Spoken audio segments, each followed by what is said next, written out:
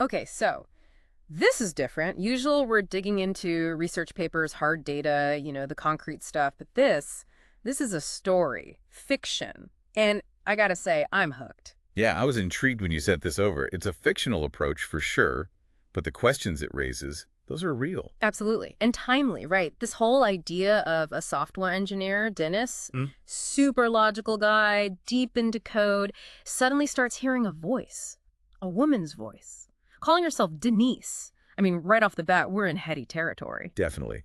It's that classic duality we see everywhere, Yeah, light and shadow, reason versus emotion.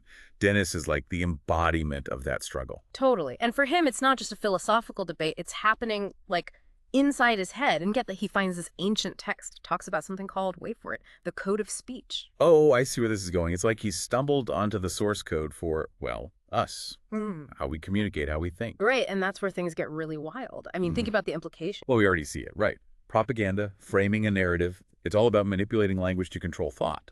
But this code, it's like next level stuff. Makes you wonder about free will even. No kidding.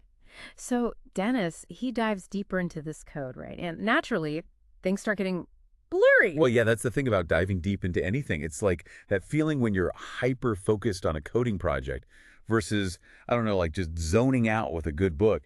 They both pull at you, these different modes of being. Totally. But for Dennis, it's more intense. It's like his logic-driven world is colliding with something else. And that voice, Denise, she's getting louder, more insistent. And he's got to figure out, is she separate from him?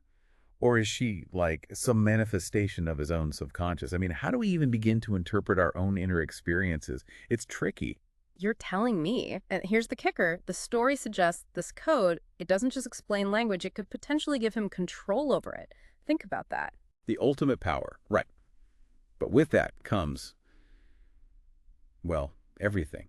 Ethical dilemmas, the potential for misuse. It's like, how much do we really want to mess with the fabric of how we understand ourselves and each other? Right, and that's a question hanging over everything. Dennis, he's got this power, or at least the potential for it, and he has to choose. Embrace it with all the risks, Right. or try to resist, maybe lose himself in the process. Heavy stuff. It is. And it makes you wonder, even without some ancient code, are we making choices?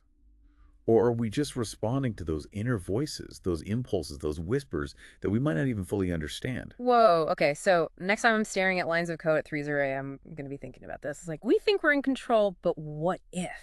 And maybe that's the point of this whole story, right? To make us question those boundaries, the ones between technology, our minds, reality. It's enough to keep you up at night. Or at least make for a fascinating deep dive, even if it is fiction. Exactly. And for our listeners, next time you hear that little voice in your head, maybe just, think twice about what it's telling you. Now that's a thought to leave them with. Until next time, stay curious.